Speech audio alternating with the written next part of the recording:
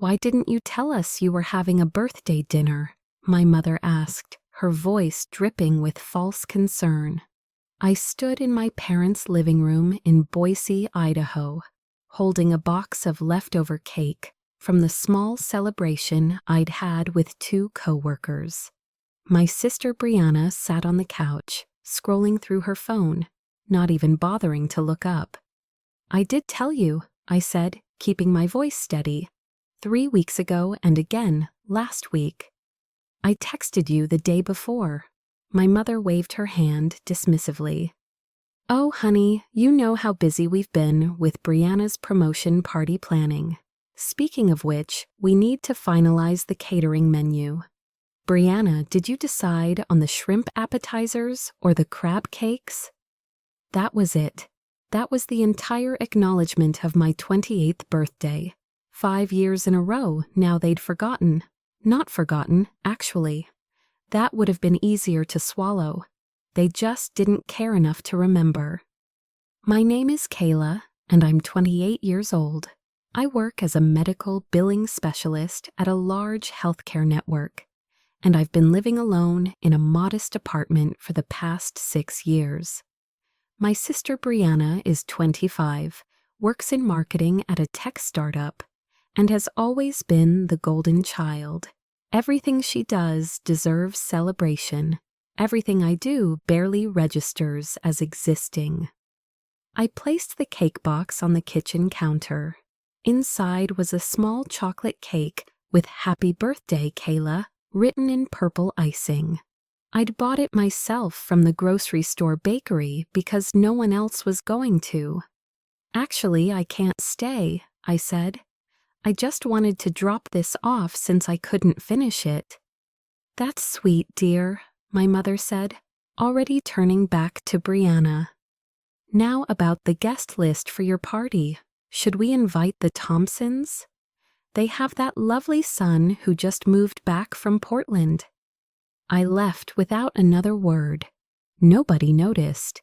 The drive back to my apartment took 20 minutes, and I spent every second of it replaying the interaction. 5 years, 5 consecutive years of having my birthday treated like an inconvenient footnote, while Brianna got elaborate parties for every minor achievement. When she got her driver's license at 16, they threw a party. When she graduated college, they rented out a restaurant. When she got her first apartment, they bought her all new furniture and threw a housewarming party that I helped set up. When I graduated college, they took me to dinner at a chain restaurant. When I got my first apartment, they asked if I needed help moving, but canceled at the last minute because Brianna had a date she needed advice for. When I got promoted to a senior billing specialist position 2 years ago, they said congratulations over text and then asked if I could help pay for Brianna's new car. I did help pay for that car like an idiot. I sent them $2,000 because family is supposed to help family. Brianna never thanked me. She probably didn't even know I contributed. My apartment was dark when I got home. I flipped on the lights and looked around at the space I'd made mine. It wasn't much, but it was clean and organized. I had a decent couch I'd bought secondhand, a coffee table I'd refinished myself, and walls decorated with prints I'd collected over the years. Everything here I'd earned and bought with my own money. I sat down at my small kitchen table and opened my laptop. My bank account stared back at me from the screen, showing a balance that had grown steadily over the past 5 years.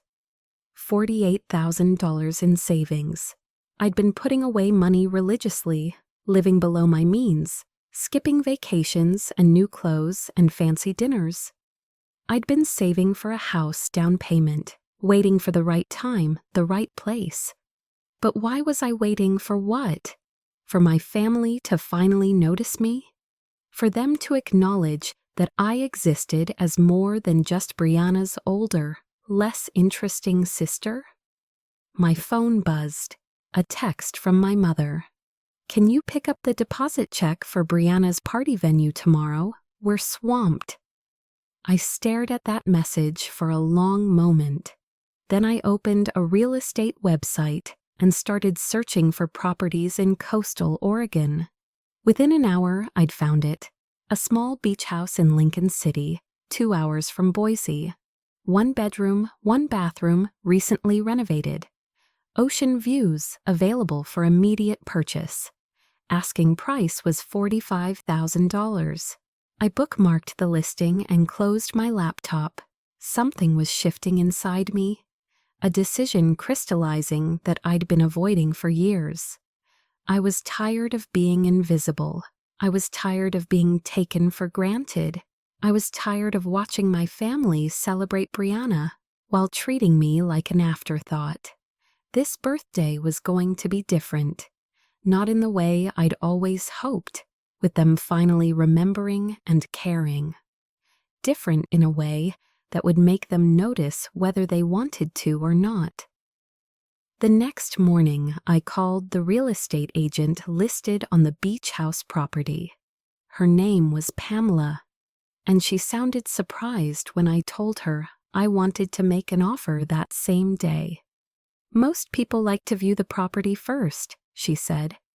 Can we schedule a viewing for this weekend? I asked if it was what I wanted. I'd make an offer immediately. You sound very certain. I am. Saturday morning, I drove to Lincoln City alone. I'd told my mother I couldn't pick up the deposit check because I had plans, and she'd responded with a passive-aggressive text about how I never made time for family. The irony wasn't lost on me. The drive took me along the coast with glimpses of gray ocean between the trees. Lincoln City was a small coastal town, quiet and weathered. The beach house sat on a small lot 3 blocks from the main beach access. It was cedar shingled with white trim, surrounded by beach grass that swayed in the constant wind. Pamela met me outside. She was in her 50s with short gray hair and a practical manner that I appreciated. It's not fancy, she said as she unlocked the door. But it's solid. Previous owners took good care of it. The interior was simple.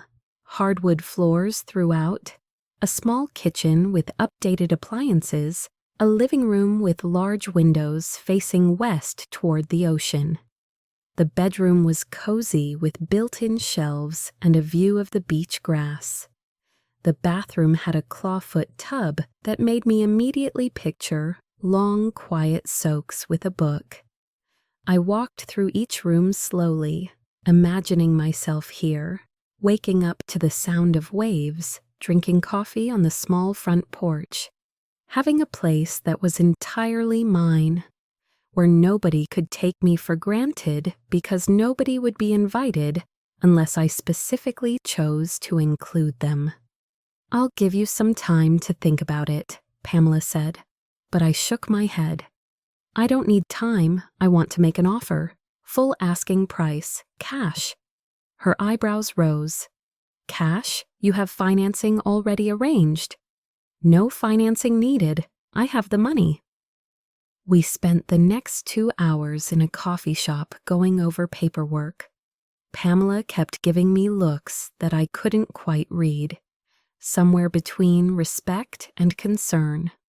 Can I ask you something personal? She finally said, as we waited for her office to prepare the initial documents. Sure. Are you running from something or running towards something? I thought about that. Both, maybe. Does it matter? Not legally, no, but in my experience, buying property out of anger or spite usually doesn't end well. This isn't anger, I said, and I meant it. This is clarity. The offer was accepted within 24 hours. The sellers were motivated, and a cash offer with no contingencies made the decision easy. Closing was scheduled for 3 weeks out, right after my actual birthday. During those 3 weeks, I said nothing to my family. I went to work, came home, and spent my evenings researching everything I needed to know about owning a beach house. I learned about winterizing pipes, maintaining cedar shingles and salt air, and the best places to buy fresh seafood in Lincoln City. My mother called twice during that period, once to ask if I could help set up for Brianna's promotion party, and once to ask if I could contribute to the cost of the party since it was running over budget. I made excuses both times. She sounded annoyed but not concerned. She didn't ask how I was doing. She didn't mention my birthday, which was now less than a week away. Brianna's promotion party happened on a Saturday. I'd been invited, obviously, but I'd told them I couldn't make it. My mother's response had been icy. "I hope whatever you're doing is more important than supporting your sister." I didn't respond to that text. Instead, I spent that Saturday at the beach house doing a final walkthrough before closing. The sellers had left it clean and empty, ready for its new owner. I stood in the middle of the living room, looking out at the gray ocean through the windows, and felt something I hadn't felt in years: peace. My birthday fell on a Wednesday. I took the day off work, drove to Lincoln City, and officially closed on the beach house. Pamela handed me the keys with a smile. "Happy birthday," she said. "I saw the date on your paperwork." "Thank you." I held the keys in my palm, feeling their weight. "I hope this place brings you everything you're looking for." I spent the rest of that day at the beach house, sitting on the front porch with a bottle of wine and a plastic cup. I'd brought a few things with me: a beach chair, a blanket, some basic groceries. As the sun started to set, I took out my phone and snapped a photo, me sitting in the chair with the beach house visible behind me. Raising the cup of wine toward the camera, the ocean was a gray-blue smudge in the background. I posted it to social media with a single caption: "Birthday present to myself, family not invited." Then I turned off my phone and watched the sunset alone. I didn't turn my phone back on until the next morning. When I did, it practically exploded with notifications. 73 missed calls, over 100 text messages. My social media post had been shared by mutual friends, commented on by old acquaintances, and apparently had made its way to every member of my extended family. The first text from my mother had arrived 10 minutes after I posted the photo. "What is this about?" Then 2 minutes later, "Kayla, call me immediately." Followed by, "Is this a joke? Where did you get the money for a house?" My father had texted, "Your mother is very upset. We need to talk about this." Brianna's messages were more direct. "Are you seriously trying to make drama on my month? I can't believe how selfish you are." There were messages from aunts, uncles, cousins I hadn't spoken to in years. Everyone suddenly very interested in what I was doing and where I'd gotten the money and why I hadn't told anyone. The attention I'd never received for anything positive in my life was now being lavished on me for making one quiet, defiant statement. I made coffee in the beach house kitchen and sat at the small table, reading through the messages. My hands were shaking slightly, not from fear, but from the sheer intensity of vindication I felt. They noticed. Finally, they noticed. My mother called at 8 in the morning. I let it ring. She called again and again. On the 4th call, I answered. "Where have you been?" she demanded before I could say hello. "I've been calling you all night." "I was sleeping," I said calmly. "It's my birthday. I took the day off." Your birthday was yesterday, and that's not the point. What is this about a beach house?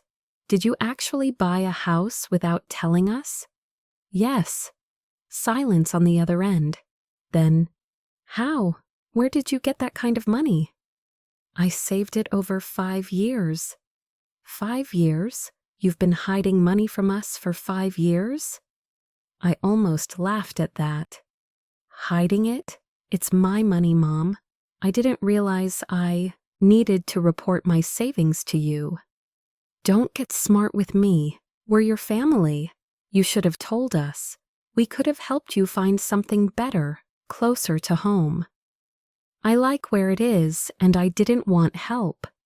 This is ridiculous. Her voice was rising now, that familiar tone that used to make me want to shrink and apologize. You bought a house out of spite to make some kind of statement. I bought a house because I wanted one, I said. The statement was just a bonus. That caption, family not invited. Do you know how that makes us look? How does it make you look? Like we're terrible parents, like we don't care about you. I paused, letting that hang in the air. And whose fault is that? Excuse me? You forgot my birthday, Mom, again. For the 5th year in a row, I told you about my birthday plans. I texted you, I reminded you, and you blew me off because you were too busy planning another party for Brianna. We did not forget. We've been busy, and your birthday fell in the middle of all this party planning. We were going to take you to dinner this weekend. Were you? Or is that something you just decided right now? She sputtered. That is incredibly unfair. We love you just as much as we love Brianna. Then why don't you show it the same way? We do. You're being oversensitive. Just because we don't throw you elaborate parties doesn't mean we don't care. When was the last time you threw me any party? When was the last time you acknowledged one of my achievements without immediately pivoting to something about Brianna? When was the last time you called me just to see how I was doing? I call you all the time. You call me when you need something, to help with Brianna, to contribute money, to run errands. When was the last time you called just because you wanted to talk to me? Another silence, longer this time. I'm not going to apologize for caring about both my daughters, she finally said, her voice cold. I'm not asking you to apologize for caring about Brianna. I'm asking you to acknowledge that you haven't been caring about me the same way. But you know what? It doesn't matter anymore. What do you mean it doesn't matter? I mean, I'm done waiting for you to notice me. I'm done hoping that maybe this time you'll remember my birthday, or celebrate my accomplishments, or just treat me like I matter. I bought that house for me. I'm building a life that doesn't revolve around waiting for scraps of attention from people who clearly don't want to give them. You are being absolutely ridiculous over one forgotten birthday. 5 birthdays, Mom, 5 years. And it's not just birthdays, it's everything. Oh, so now we're terrible parents because we focused more attention on Brianna. She needed more support. She was always more social, more ambitious. You were always so independent, so self-sufficient. We thought you preferred it that way. That excuse hit me like a slap. Self-sufficient, independent. All the words parents use to justify neglecting the child who doesn't demand as much attention. I was self-sufficient because I had to be, I said quietly. Because asking you for attention meant competing with Brianna, and I always lost that competition. That is not fair. Maybe not, but it's true. My mother's voice shifted then, becoming sweeter, almost pleading. Kayla, honey, I think you're overreacting. Why don't you come home and we can talk about this like adults? We can all sit down together and work through whatever issues you think exist. I don't think they exist. I know they do.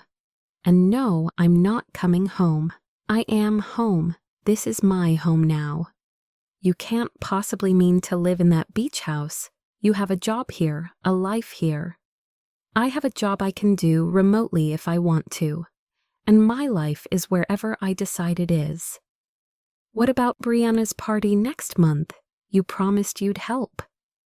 I had to stop myself from screaming. Even now, even in the middle of this conversation, she was bringing it back to Brianna. I didn't promise anything, I said. And I won't be at Brianna's party. I won't be at any more of Brianna's parties. You're her sister, and she's mine. Has she noticed I exist recently? Before my mother could respond, I heard another voice in the background, Brianna demanding to know what was going on. My mother must have put me on speaker because suddenly, Brianna's voice came through clearly. Is she seriously not coming to my party because of some attention-seeking tantrum? Brianna said. God, Kayla, could you be more pathetic? Something inside me went very still and very calm. Hi, Brianna, I said. Happy belated birthday to you, too. What? My birthday yesterday, the one nobody remembered again. Oh, please, we remembered. We were just busy. You're such a drama queen. You know what's funny? I can tell you every single birthday gift you've gotten from our parents for the past 5 years. The designer purse when you turned 21, the weekend trip to Salem when you turned 22, the professional camera when you turned 23, the down payment on your car when you turned 24, the jewelry set last year. Can you tell me what I got for any of my birthdays? Silence. Exactly, I said, because you don't know, because you've never cared enough to notice. That's not my fault. Mom and Dad treat you different. Maybe if you were more what? More like you, more demanding, more willing to make everything about myself. More appreciative. God, do you know how much Mom and Dad have done for you? And you just throw it in their faces by buying some house and posting that passive-aggressive caption. What have they done for me, Brianna? Specifically tell me one thing they've done for me in the past 5 years that wasn't related to you or something they needed from me. More silence, then defensively. They let you live at home through college. So did most parents. What else? This is stupid. I'm not playing your victim game. It's not a game. It's my reality, and I'm done with it.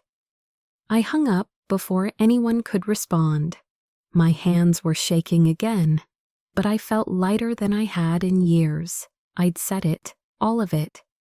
Every resentful thought I'd swallowed for years had finally been spoken out loud. My phone started ringing again immediately. I turned it off and set it on the counter. Then I walked outside to the front porch, sat in my beach chair, and listened to the waves. The vindication I'd felt earlier was still there, but it was accompanied by something unexpected: grief. I was grieving the family I'd always wanted but never had. The parents who would have cared equally about both daughters. The sister who would have noticed when I was hurting. The birthday celebrations I'd never gotten. But underneath the grief was something stronger: relief. The knowledge that I'd finally stopped waiting for something that was never going to happen. I'd built my own life, made my own choices, and created my own celebration. And it felt better than any party they could have thrown me. I spent the next 3 days at the beach house, ignoring the constant notifications on my phone. I'd turned it back on once to check for work emergencies, saw another 100 messages from family members, and promptly turned it off again. The silence was intoxicating. On Friday morning, I drove back to Boise to pack up my apartment. I'd already contacted my landlord about breaking my lease early and was willing to pay the penalty. My job had a remote work policy that I'd never taken advantage of, and my boss had approved my request to work from home indefinitely without any fuss. I was a good employee who never caused problems, and they were happy to accommodate me. I was loading boxes into my car when my father showed up. He pulled into the parking lot and climbed out of his sedan slowly, looking tired and older than I remembered. We hadn't spoken since the phone call with my mother, and I wasn't sure what to expect. "Kayla," he said, "can we talk?" "I'm kind of busy, Dad." "I can see that. Are you really moving to that beach house?" "Yes." He ran a hand over his face. "Your mother is devastated. She hasn't stopped crying since that phone call." "I'm sorry she's upset." "Are you? Because it seems like you wanted to hurt her." I set down the box I was carrying and turned to face him fully. "I wanted her to notice me. There's a difference." "She notices you. We both do." "Do you? When was my last birthday, Dad?" He blinked. "It was Wednesday, right?" "And what did you do for it?" "We were going to take you to dinner this weekend. Your mother already made reservations." I pulled out my phone, turned it on just long enough to show him the screen, then handed it to him. "Show me the reservation confirmation. Show me any text or email proving you made those plans before I posted that photo."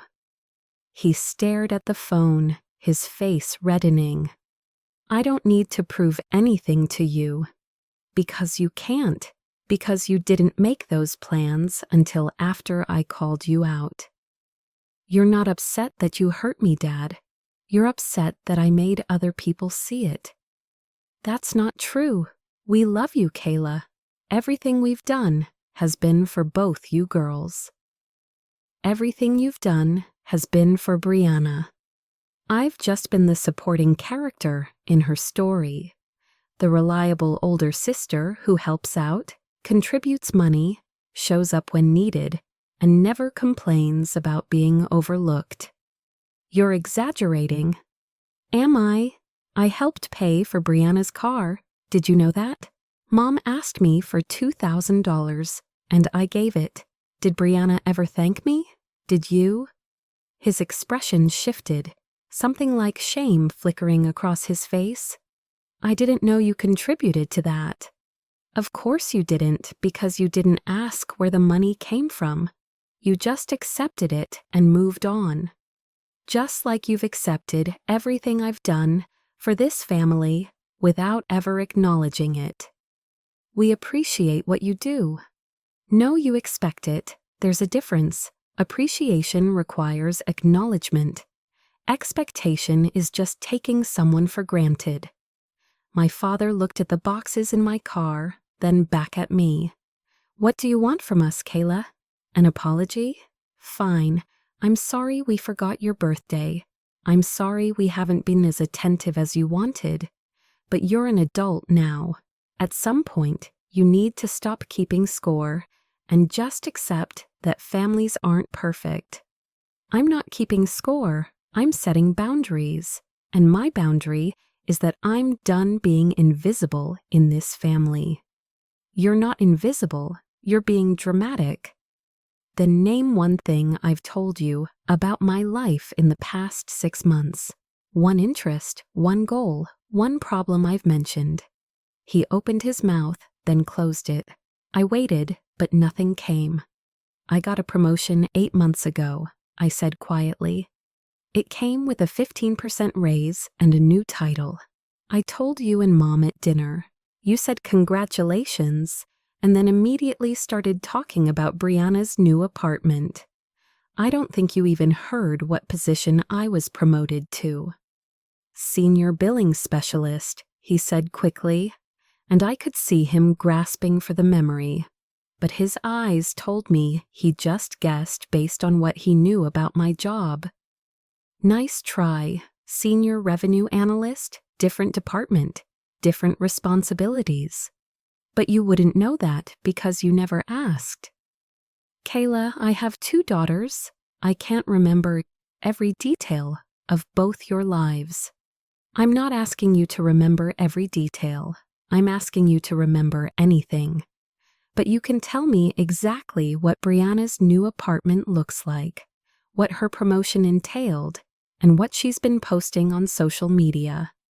Because you pay attention to her life, you just don't pay attention to mine. My father's shoulders slumped. What do you want me to say? Nothing. I don't want you to say anything. I wanted you to care enough to already know these things. But since you don't, I'm removing myself from the situation. You're punishing us. No, I'm protecting myself. There's a difference. He stood there for a long moment, looking lost. Then he said, Your mother wants you to come to dinner Sunday. The whole family. We can work this out. I'm not coming to dinner, Dad. I'm done. With the dinners where I'm an afterthought. With the holidays where everything revolves around Brianna. With the constant requests for my time and money while giving nothing back. I'm done. You're our daughter. You can't just walk away from your family. Watch me. I loaded the last box into my car and got in the driver's seat. My father stood in the parking lot, looking smaller somehow, as I pulled away. In my rearview mirror, I saw him get his phone out, probably calling my mother to report back. The drive to Lincoln City felt different this time, lighter. Each mile I put between myself and Boise felt like shedding weight I'd been carrying for years. By the time I reached the beach house, the sun was setting, painting the sky in shades of orange and pink. I spent the weekend unpacking and making the beach house feel like home. I hung curtains I'd bought at a discount store, arranged my books on the bedroom shelves, and set up my small desk in the corner of the living room where I'd work remotely. It wasn't much, but it was mine. On Sunday evening, my phone rang. Not my mother or father this time, but my Aunt Pamela, my mother's older sister, someone I'd always liked but rarely saw. I answered hesitantly.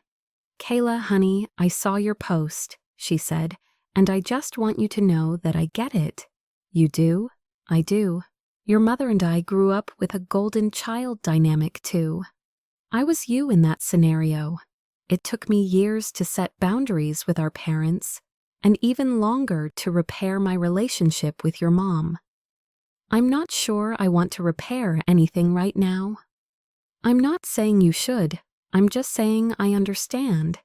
And I wanted to tell you that I'm proud of you for that beach house. It takes guts to choose yourself. Her words made my throat tight. Thank you. Also, I wanted to warn you. Your mother is planning something. She called a family meeting for next weekend. She's inviting everyone. Aunts, uncles, cousins, grandparents. She wants to have some kind of intervention about your behavior. Of course she does. I'm not going. I told her I think she's handling this all wrong. But I wanted you to know, so you're not blindsided if people start reaching out. I appreciate that. And Kayla, if you need someone to talk to, someone who gets it, I'm here. No judgment, no taking sides.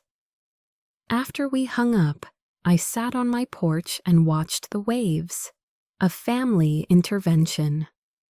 My mother was gathering the troops, preparing to paint me as the problem. The ungrateful daughter who'd abandoned her family over one forgotten birthday. She'd cry, play the victim, and everyone would rally around her. Let them, I thought. Let them have their meeting and their opinions. I was 2 hours away, building a life that didn't require their approval. The first email arrived on Monday morning from my grandmother, my father's mother, with the subject line, "Very disappointed." "Kayla, I raised your father to value family above all else. I'm shocked and saddened by your recent behavior. Buying a house without telling anyone, posting that hurtful message, refusing to speak to your parents. This is not how we raised you to behave. Family problems should be worked out privately, not aired on social media for everyone to see. I expect you to apologize to your mother and make things right. Your grandfather and I didn't sacrifice everything for this family, so you could throw tantrums and walk away. We will be at the family meeting next weekend, and I hope you'll have the maturity to attend. Love, Grandma." I deleted it without responding. Then came an email from Brianna's best friend, Ashley, someone who'd never said more than 2 words to me in the past. "Hey, Kayla, I just wanted to reach out because Brianna is really hurt by what you did. She's been crying for days and can't understand why you're being so cruel. I know families have drama, but posting that photo was really mean-spirited. Brianna has always looked up to you as her big sister, and now she feels like you hate her. Maybe you should think about how your actions affect other people before you do something so selfish. Just my 2 cents. I almost laughed at that one. Brianna had been crying for days. Brianna, who couldn't name a single one of my interests or remember my job title, was devastated that I'd set a boundary. More emails came throughout the week from cousins I barely knew, from family friends, from people who'd never bothered to acknowledge my birthday, but were suddenly very concerned about family unity. The common theme was clear. I was selfish, dramatic, and hurtful. I needed to apologize and make things right. Not one person asked if I was okay. Not one person questioned why I'd felt the need to make such a drastic statement. They'd all accepted my mother's version of events without question. On Wednesday, my mother left a voicemail. I didn't listen to it at first, but curiosity got the better of me that evening. "Kayla, this has gone on long enough. I've tried to be understanding, but you're tearing this family apart. Do you know how many people have called me asking what's wrong? How many people think we're terrible parents because of what you posted? Your grandmother is devastated. Your father is barely sleeping. Brianna can't focus on work because she's so upset. All because you decided to throw a tantrum over one forgotten birthday. I'm arranging a family meeting this Saturday at 2 in the afternoon. Everyone will be there. Your grandparents, your aunts and uncles. Everyone who loves you and wants to help you see reason. I expect you to be there. We are your family, Kayla. You don't just get to walk away from us because you're feeling sorry for yourself. Call me back and confirm you'll attend. We need to resolve this." I saved the voicemail, then sent a single text in response. "I won't be attending. Please stop contacting me." Her reply came within seconds. "If you don't come to this meeting, you're choosing to end your relationship with this entire family. Is that really what you want?"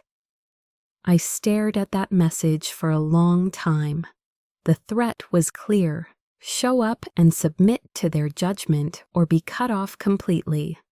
It was meant to scare me, to make me realize what I'd be losing. But as I sat there in my beach house, listening to the waves and feeling the peace I'd found in this small space, I realized something important. I'd already lost them. Or maybe I'd never really had them in the first place. I typed back, "If that's what you think will happen, then you've already made your choice. But I'm not the one ending anything. I'm the one who finally stopped pretending everything was fine. I blocked her number after that. Then I blocked my father, Brianna, and anyone else who'd been sending me messages, trying to guilt me into apologizing. The silence that followed was deafening at first, but then it became peaceful. On Thursday, something unexpected happened. I received a message on social media from someone named Jenna. Her profile showed a woman around my age smiling in front of a mountain backdrop. "Hi, Kayla. I hope this message doesn't seem weird, but I saw your post about the beach house in your caption. I just wanted to say that I completely understand what you're going through.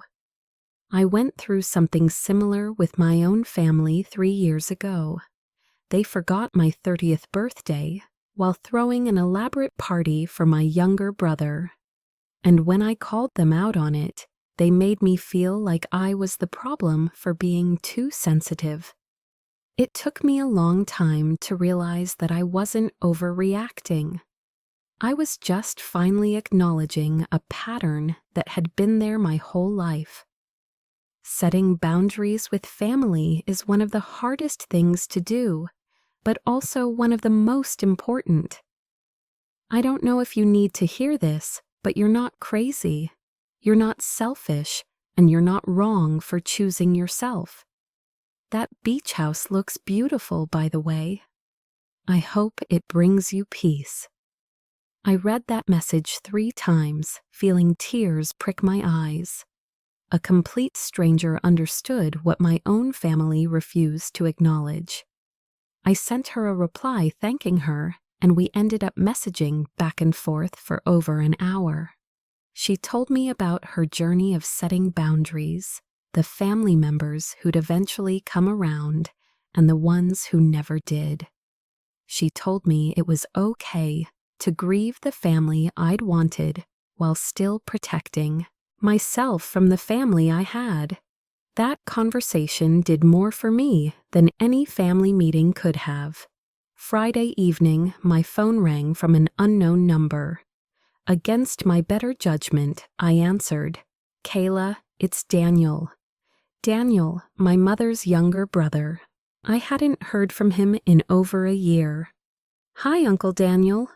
Look, I'm calling because your mom asked me to try talking some sense into you.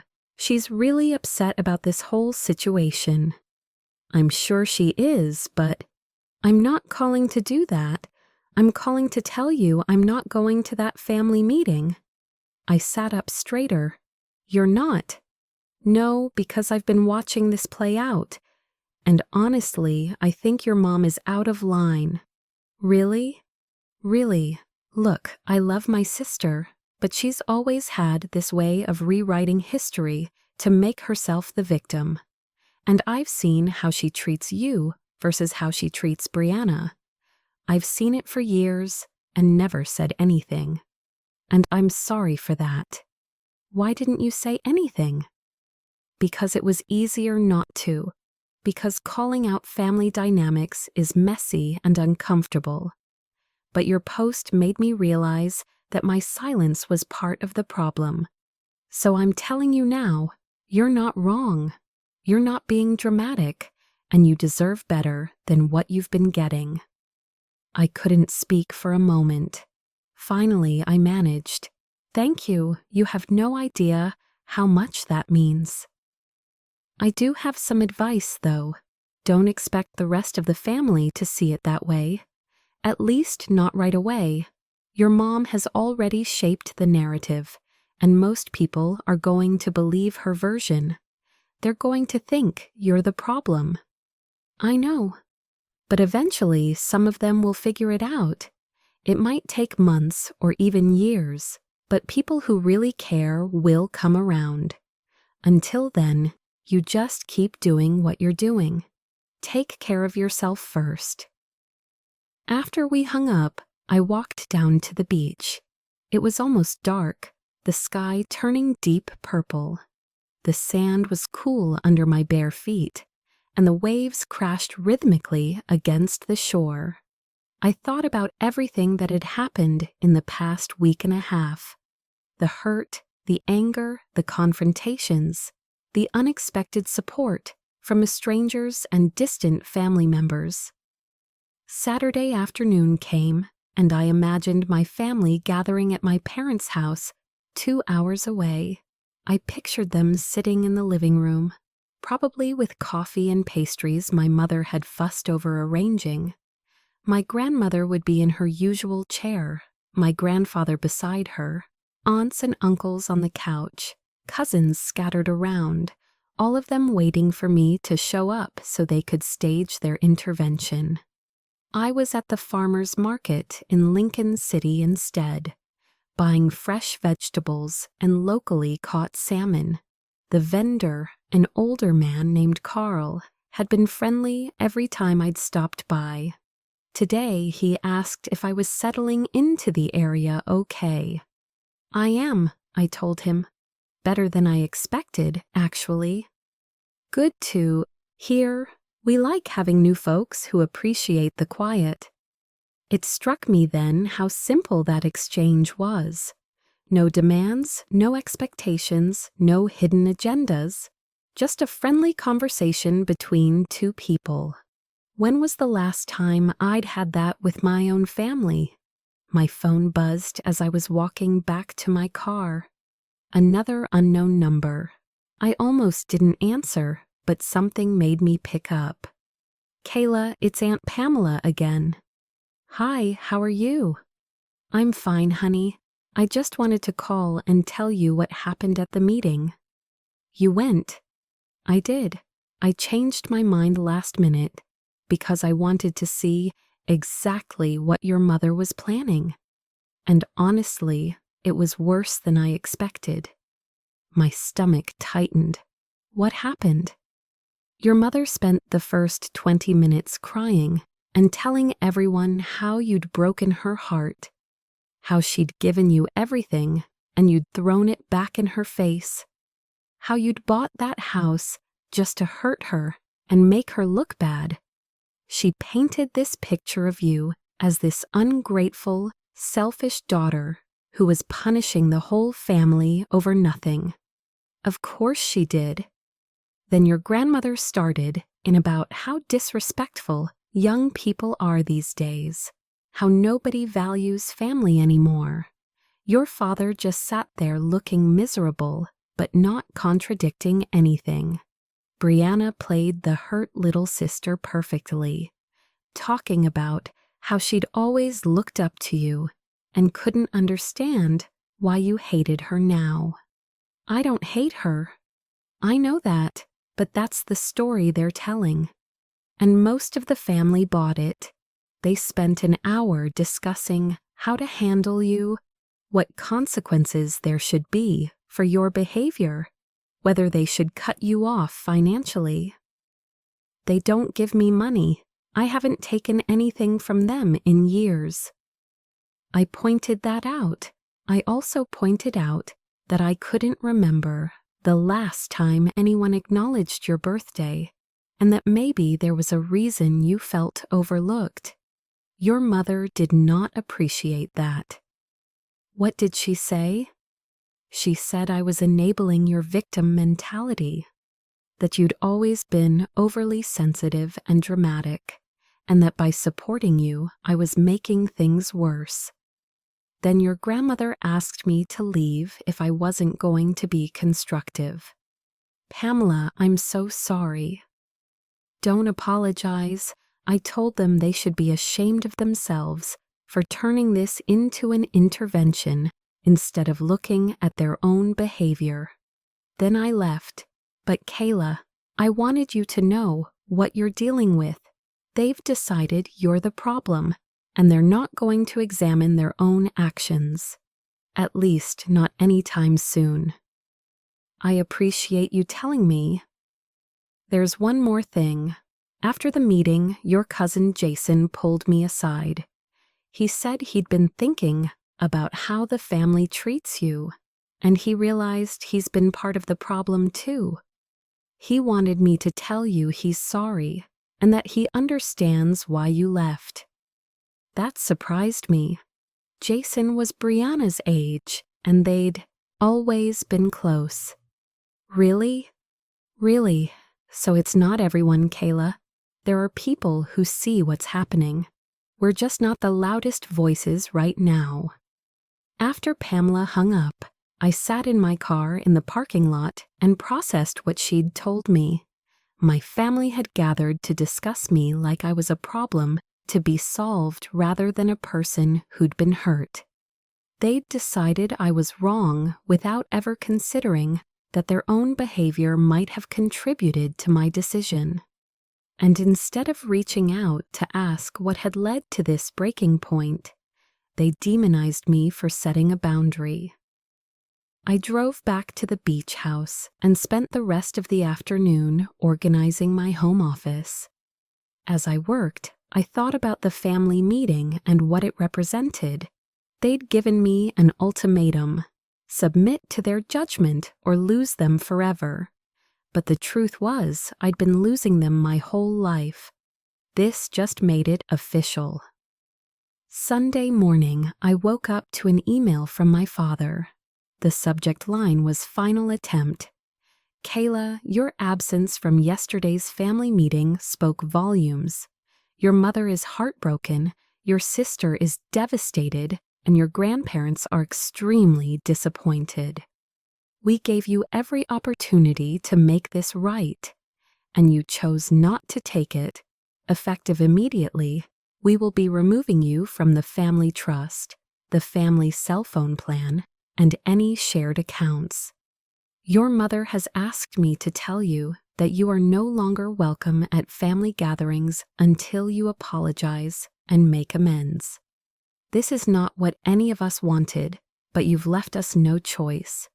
We love you, but we cannot continue to enable your selfish behavior. If you change your mind and decide to act like a mature adult, you know how to reach us. Until then, we need space from you, Dad.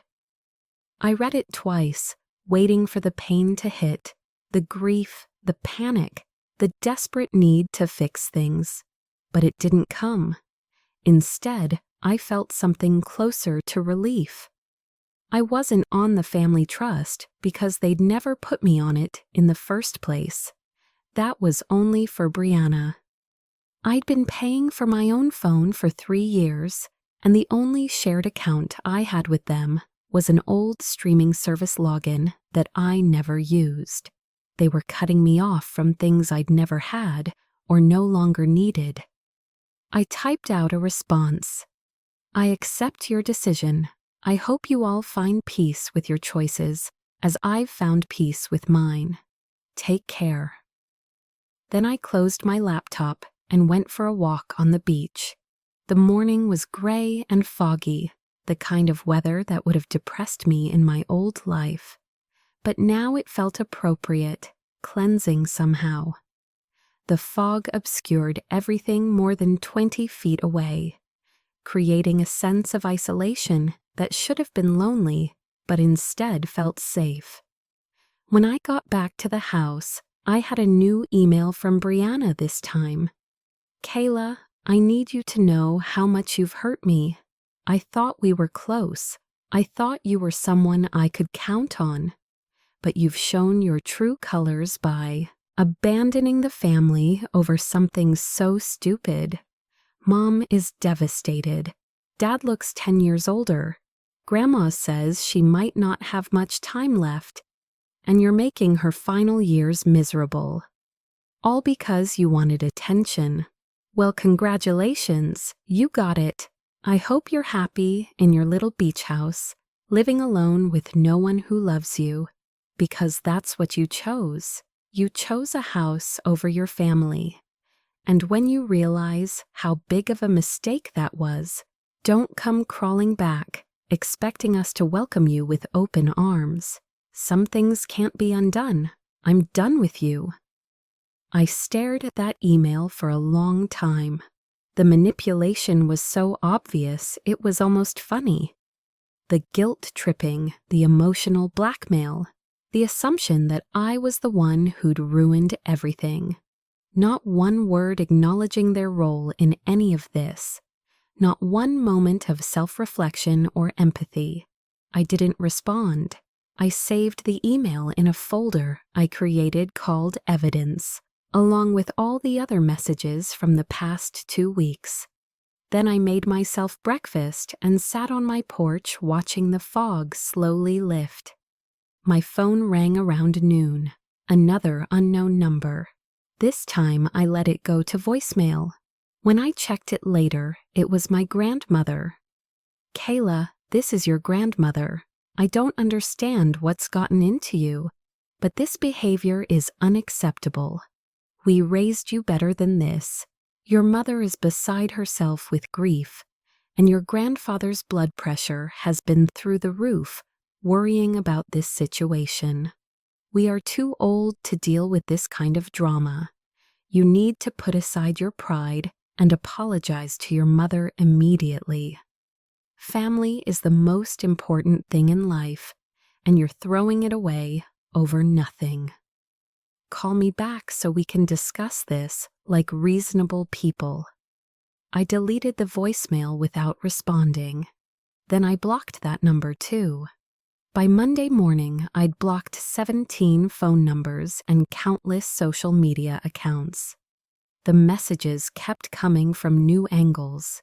Distant relatives I'd never met, family friends, even some of Brianna's friends who thought they were helping. All of them saying the same things in different words. I was wrong. I was selfish. I needed to apologize. But there was also another set of messages, smaller, quieter, but more meaningful. Jason sent me a direct message apologizing for never speaking up when he'd seen the favoritism. Aunt Pamela sent me photos of beach houses she thought I'd appreciate, along with encouraging notes. Jenna, the stranger who'd first reached out, checked in to see how I was holding up. And there was one more, an email from someone named Chloe with the subject line, "Thank you. Hi, Kayla, you don't know me, but I saw your beach house post get shared by a mutual friend. I just wanted to thank you for having the courage to do what I've been too scared to do for years. My family has a similar dynamic with me and my younger brother, and seeing your post made me realize I don't have to keep accepting treatment that hurts me just because they're family. I'm starting to save money for my own beach house, metaphorically speaking, and your courage helped me take that first step, so thank you." I read Chloe's email 3 times, feeling something shift inside me. My choice to set boundaries hadn't just affected me. It had given someone else permission to do the same. Maybe that was worth more than my family's approval had ever been. 3 months passed, and I settled into a rhythm that felt more authentic than anything I'd experienced in years. I worked from my beach house office, taking breaks to walk along the shore or grab coffee at the local cafe. The people in Lincoln City were friendly but respectful of boundaries. They didn't pry into why a 28-year-old woman had moved to their small town alone, and I appreciated that more than they could know. My social media had become a different kind of space. Instead of posting to maintain appearances or stay connected with people who didn't really care, I shared genuine moments from my new life. Photos of sunsets over the ocean, my growing collection of sea glass, the cozy reading nook I'd created in the corner of my living room. Each post was simple, unfiltered, and entirely for myself. The comments were interesting. Old acquaintances I'd barely known started engaging more than my family ever had. People said things like, "This looks so peaceful," and "You seem really happy," and "I'm inspired by your courage to start over." but there was also a noticeable absence. No comments from Brianna, my parents, or most of my extended family. They'd made their choice, and I'd made mine. In early December, I posted a photo of my Christmas tree. It was small and slightly crooked, decorated with ornaments I'd bought at an estate sale and strung with lights that cast a warm glow across my living room. The caption read, "First Christmas in my own home. First time I'm excited about the holidays in years." Within an hour, I received a message from my mother. She hadn't been blocked on social media. I'd decided that cutting off all contact would give her ammunition to claim I'd shut everyone out. Instead, I'd simply stopped responding to her messages, letting her see my life continue without her. "Kayla, I see you're not coming home for Christmas. I want you to know that we'll have a place set for you at dinner if you change your mind. Brianna is bringing her new boyfriend, and it would mean a lot to the family if you were there. It's been 3 months. Don't you think it's time to move past this?" I stared at that message, analyzing every word. Not an apology, not an acknowledgement of what had happened, just an expectation that enough time had passed and I should be ready to pretend everything was fine. And the detail about Brianna's new boyfriend, of course, that was included. Another milestone in Brianna's life that I was expected to show up and celebrate. I didn't respond. Instead, I posted another photo the next day, me at the local holiday market, holding a cup of mulled cider and smiling genuinely. The caption, "Building New Traditions." That night, Brianna called. I almost didn't answer, but curiosity got the better of me. "What do you want?" I asked when I picked up. "Wow, hello to you too," she said, her voice dripping with false sweetness. "I'm calling because Mom asked me to try talking to you. She's really hurt that you're refusing to come home for Christmas." "I'm not refusing to come home. I am home. You know what I mean, to our parents' house for the family gathering." I wasn't actually invited. Mom just said there would be a place set. That's not an invitation. That's a passive-aggressive way of making me look bad when I don't show up. God, you always have to make everything so complicated. Can't you just come to Christmas dinner and be normal for once? Define normal. You know, act like part of the family. Stop being so dramatic about everything. Brianna, in the 3 months since I left, have you once asked me how I'm doing? Have you once acknowledged that maybe the way I was treated contributed to my decision? Oh, here we go again with the victim thing. You're not the only person in this family who exists, Kayla. You're right, I'm not, but I'm the only person who's been consistently treated like I don't matter. That is such, you matter, you've always mattered. You're just mad that Mom and Dad don't worship the ground you walk on like you think they should. I never wanted worship. I wanted basic acknowledgement, but you wouldn't understand that because you've never gone without it. Whatever, I'm not going to beg you to come to Christmas, but I want you to know that you're ruining it for everyone. Mom cries every time someone asks if you're coming. Dad barely speaks at dinner anymore. Grandma and Grandpa keep asking what they did wrong. You're tearing this family apart, and for what? A stupid beach house. The beach house isn't the point, Brianna. It never was. Then what is the point? What do you want from us? Nothing. I don't want anything from you anymore. That's the whole point. She was quiet for a moment. Then, "You know what? Fine. Don't come to Christmas. We'll have a better time without you anyway. At least we won't have to walk on eggshells worrying about offending you." You've never worried about offending me before. Why start now?" She hung up without responding. I sat on my couch, petting the cat I'd adopted 2 weeks earlier. A scraggly orange tabby named Captain, who'd been at the shelter for 6 months because he was too independent.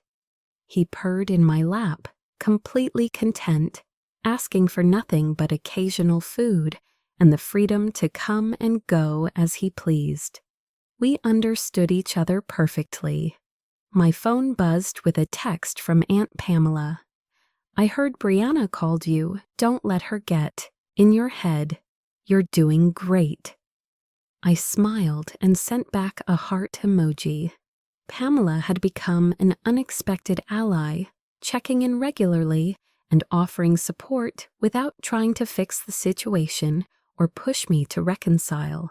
She'd even driven out to visit me once, spending a weekend walking the beach and talking about her own experience setting boundaries with family. Christmas came, and I spent it exactly how I wanted. I woke up late, made myself a fancy breakfast, and spent the afternoon reading by the fireplace. In the evening, I video called with Jenna, the stranger who'd first reached out after my original post.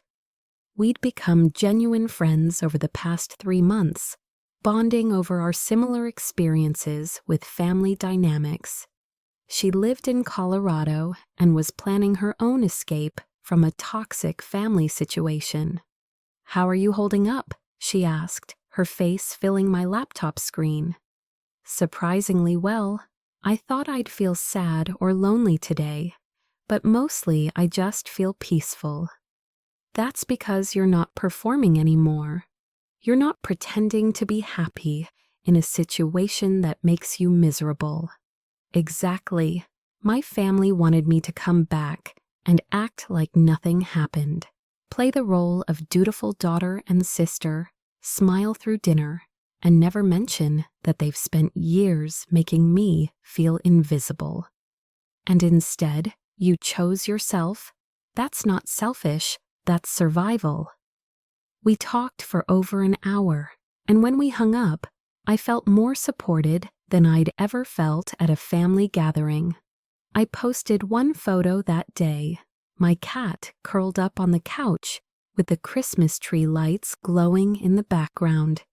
Caption: "Merry Christmas from our quiet little corner of the world. Captain and I are exactly where we want to be." The comments were overwhelmingly positive. Friends I'd lost touch with reached out saying they were proud of me. People I barely knew sent messages of support, and notably absent were any comments from my immediate family. But I did receive an email from my father on December 26th. Subject line: "Disappointed. Kayla, your absence yesterday was noted and deeply felt. Your grandmother cried through most of dinner. Your mother barely ate. Brianna's boyfriend asked why you weren't there, and we had to explain that you've decided you're too good for this family. I hope you're happy with your choices, but I want you to know that you've broken your mother's heart. She may never recover from this. Think about that while you're enjoying your beach house." I saved the email in my evidence folder, but didn't respond. The guilt trip was obvious. My grandmother's tears, my mother's broken heart. All my fault for not subjecting myself to their dysfunction, but I was learning to recognize manipulation when I saw it, and I refused to let it work anymore. January brought an unexpected development. I was at the grocery store in Lincoln City when I ran into a woman I vaguely recognized from Boise. Her name was Diane, and she'd been friends with my mother years ago. "Kayla," she said, her cart stopping next to mine in the produce section. "I thought that was you. What are you doing all the way out here?" "I live here now," I said, bracing myself for judgment.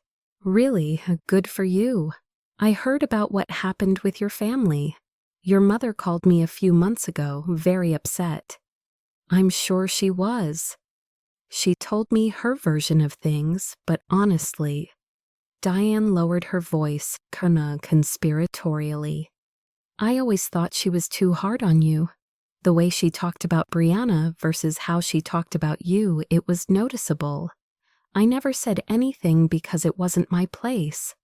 But I'm glad you got out of that situation. I blinked, surprised. Really? Really? Your mother has a way of making herself the victim in every story. But those of us who've known her a long time can see through it. Don't let her guilt trips get to you. You did the right thing. We talked for a few more minutes, and Diane gave me her number in case I ever needed anything. As I drove home, I realized something important. Not everyone believed my mother's version of events.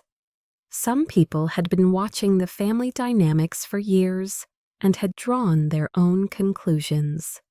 That evening, I received a message from Jason, my cousin. We'd been in sporadic contact since he'd apologized through Aunt Pamela. Hey, Kayla, I wanted to give you a heads up about something. Your mom has been calling different family members, trying to get them to convince you to come back.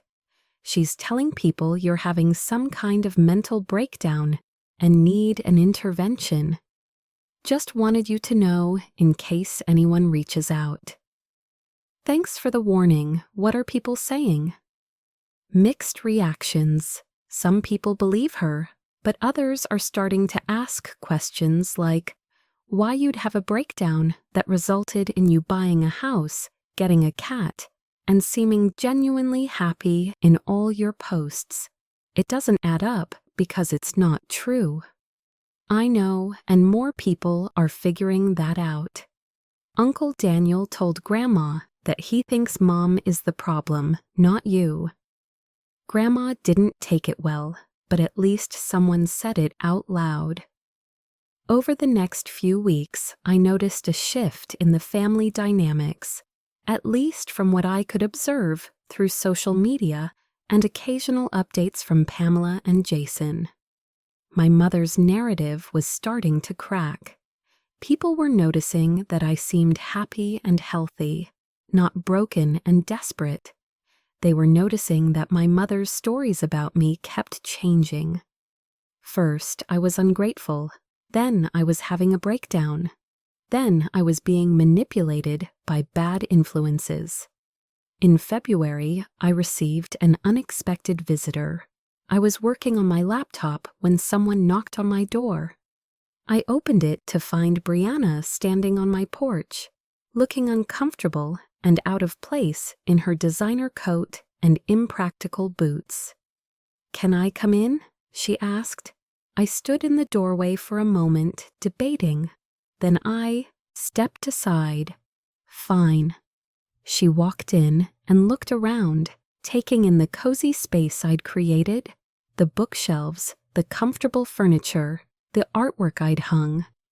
Captain watched her suspiciously from his perch on the back of the couch. "Nice place," she said, though her tone suggested she didn't mean it. "What do you want, Brianna?"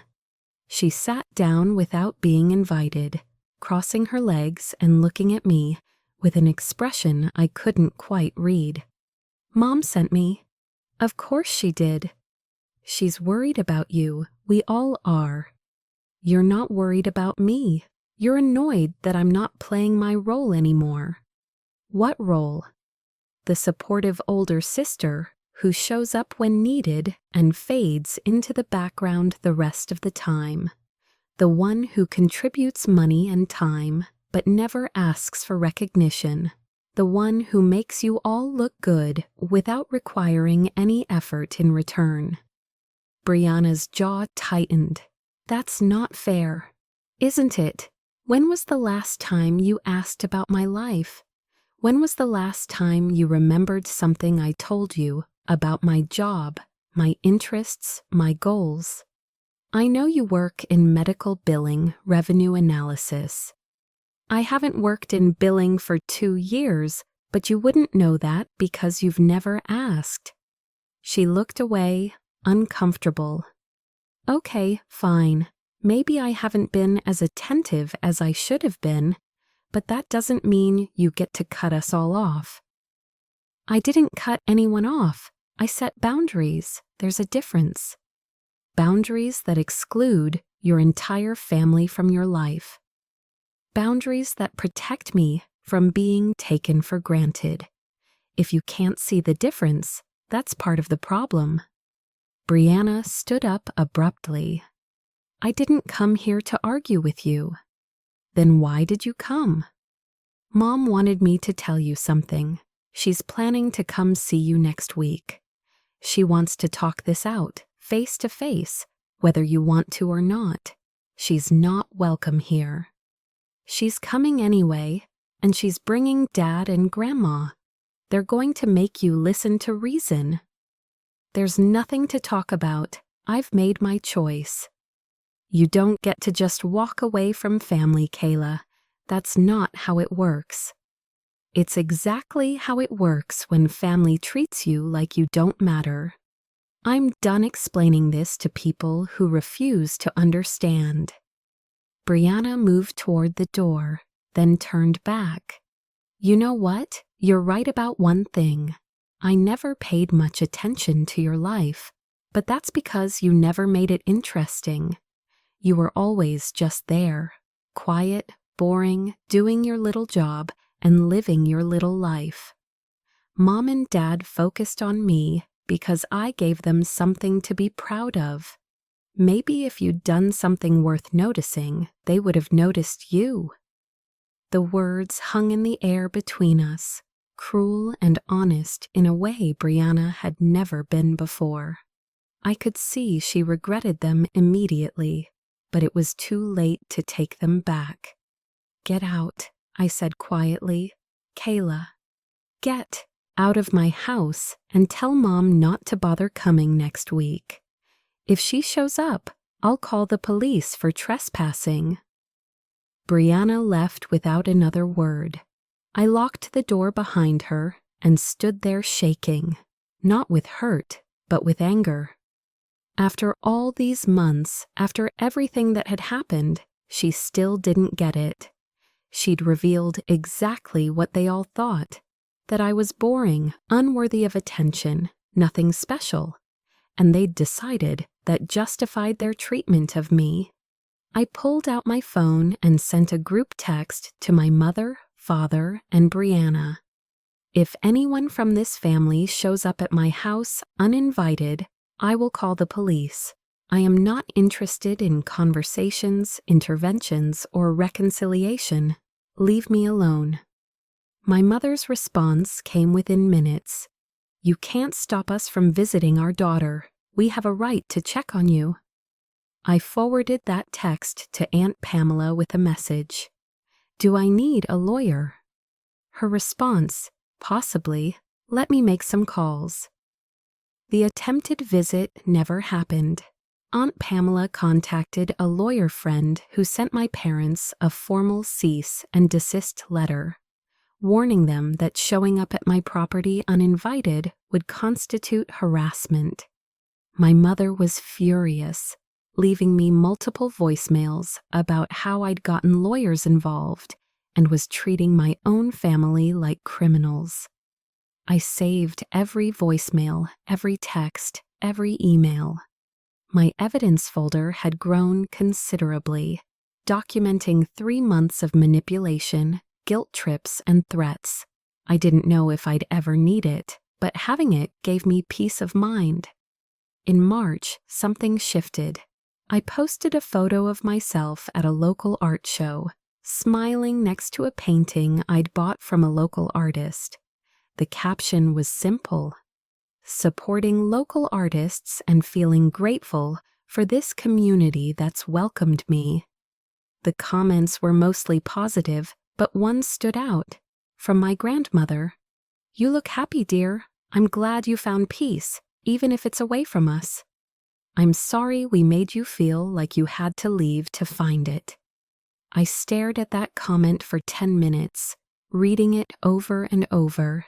It wasn't a full apology, and it didn't erase years of favoritism and neglect, but it was an acknowledgement, a crack in the united front my family had presented. I sent her a private message. "Thank you, Grandma. That means more than you know." She responded, "Your mother won't like that I wrote that, but I'm too old to keep pretending I don't see what's been happening. You deserved better from all of us." Over the next few weeks, more cracks appeared. Uncle Daniel posted a supportive comment on one of my photos. Jason started openly defending me when family members made snide comments. Even some of Brianna's friends reached out privately, admitting they'd been following my journey and were inspired by my courage to set boundaries. My mother, seeing her narrative crumble, made one final desperate attempt. She posted a long Facebook status about the pain of having an estranged child, painting herself as a heartbroken mother who'd done everything right but still lost her daughter. She talked about unconditional love, about family bonds that couldn't be broken, about how she'd always be there when I finally came to my senses. The responses were mixed. Some people offered sympathy and support, but others, people who'd been watching this play out for months, called her out. "Maybe ask yourself why your daughter felt the need to leave." One person wrote, "I've seen Kayla's posts and she seems genuinely happy. That doesn't happen when someone is running from a good situation." Another added, "My mother deleted the post within 24 hours. In April, on what would have been my 29th birthday, I posted a photo of myself on the beach at sunset holding a glass of champagne. The caption read, "29 years old today, first birthday in 6 years that I actually celebrated. First birthday that felt like mine. Here's to choosing peace over performance, authenticity over approval, and self-respect over family dysfunction. Best decision I ever made." The post got hundreds of likes and comments. People shared their own stories of setting boundaries with toxic family members. They talked about the guilt, the grief, and ultimately the freedom that came from choosing themselves. But the most meaningful message came from Jenna. "I did it. I moved out. I got my own place and told my family I needed space. Your courage gave me courage. Thank you for showing me it was possible." I cried reading that message, not from sadness, but from the realization that my choice to set boundaries had rippled out beyond my own life. I'd given someone else permission to do the same. My mother sent one final email on my birthday. Subject line, "Please. Kayla, it's your birthday and you're not here. Do you know how wrong that feels? How empty the house is without you? I know we've made mistakes. I know we didn't always see things the way you saw them. But please, can we try again? Can we sit down and talk? Really talk without lawyers or anger or hurt feelings. I miss my daughter. We all miss you. Please come home." I read it 3 times, looking for real accountability, real acknowledgement of the specific ways they'd hurt me, but it wasn't there. Just vague references to mistakes and not seeing things the same way, without naming what those mistakes were, or acknowledging the pattern of neglect and favoritism. I wrote back, "Mom, I appreciate that you miss me, but missing me isn't the same as understanding why I left. Until you can specifically acknowledge the ways you treated me differently than Brianna. Until you can recognize the pattern of forgetting my birthdays while celebrating every minor milestone of hers. Until you can admit that you took me for granted for years, we don't have anything to talk about." I'm not coming back to a situation where I'm expected to pretend everything is fine. I deserve better than that. I finally believe I deserve better than that. That's what this year has taught me. She didn't respond. Summer came, bringing warm, sunny days and a steady stream of tourists to Lincoln City. I'd made friends with other locals, the woman who ran the bookstore, the couple who owned the coffee shop, a group of artists who met weekly to paint by the ocean. These people knew me as Kayla, the woman who'd moved to town and was building a quiet life by the sea. They didn't know about my family drama, and I didn't tell them. It wasn't relevant to who I was becoming. In August, I received a wedding invitation from Jason. He was getting married in September, and he'd addressed it to me specifically with a handwritten note. I know this might be awkward given the family situation, but I really want you there. You're important to me, and I'm not letting Mom's drama dictate who gets to celebrate with me. No pressure, but I hope you'll come. I RSVP'd yes, knowing it would be the first time I'd seen most of my family since I'd left. Part of me dreaded it, but another part felt ready. I'd spent almost a year building a life that didn't require their approval. I could handle one wedding. The wedding was outdoors in a vineyard outside Boise. I arrived alone, wearing a dress I'd bought specifically for the occasion, something that made me feel confident and beautiful. As I walked toward the ceremony area, I saw heads turn. My mother's face went white.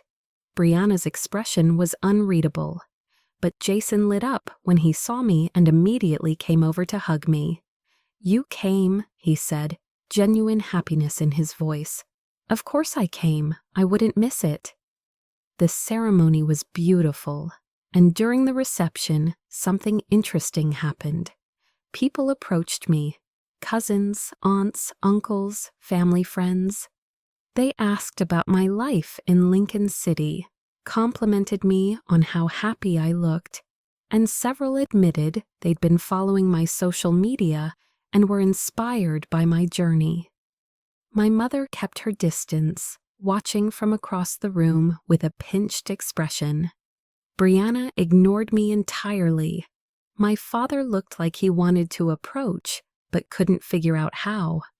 It was my grandmother who finally broke the ice. She came over during dinner, moving slowly with her cane, and sat down next to me. "You look well, Kayla," she said. "Thank you, Grandma. So do you." I meant what I wrote in that comment. I'm sorry we failed you. I'm sorry I went along with your mother's version of events instead of listening to yours. I appreciate that. Your grandfather wants to apologize too, but he's stubborn and doesn't know how. He's been talking about you a lot lately, asking questions about your life, wondering if you're truly happy or just pretending to be. I'm truly happy. I can see that. It's in your eyes. You used to look diminished somehow, like you were always trying to take up less space. Now you look like you fit in your own skin. We talked for a while longer, and when she left, I felt something loosen in my chest. Not forgiveness exactly, but maybe the beginning of it, at least with her. The evening wound down, and as I was getting ready to leave, my father approached. "Kayla," he said awkwardly, "can we talk?"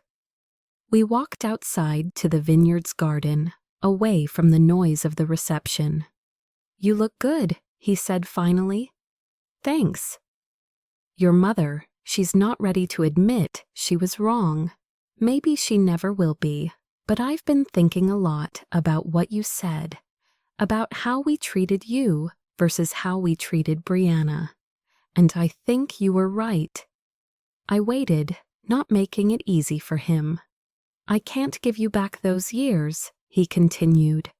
"I can't undo the birthdays we missed or the achievements we overlooked, but I want you to know that I see it now. I see what we did, and I'm sorry." "Do you?" I asked. "Or are you just sorry that I left?" He flinched. "Both, maybe. Is that honest enough?" "It's a start. Can we try to have some kind of relationship? Even if it's different from before, maybe. But it has to be on my terms. No guilt trips about missing family events. No pressure to reconcile with Mom if she's not willing to do the work.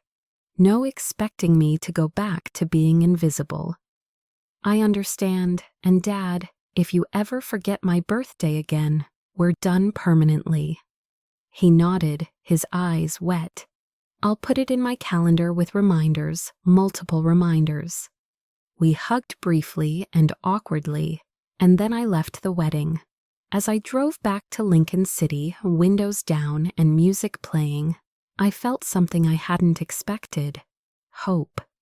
Not hope that my whole family would suddenly change, but hope that maybe I could have selective relationships with the ones who were willing to put in the effort. 6 months later, I was sitting on my porch watching the winter waves when my phone rang. It was my father calling to wish me happy birthday a day early. "Just in case," he said, "I forgot on the actual day," though he promised he wouldn't. We talked for 20 minutes about my life, my work, the book I was reading. He asked questions and actually listened to the answers. My mother never apologized. She maintained her version of events, telling people I'd overreacted and abandoned the family over nothing. But her voice got quieter over time as more people stopped believing her narrative. Brianna and I existed in a state of mutual distance, not hostile but not close. We exchanged occasional polite messages, but neither of us pushed for more.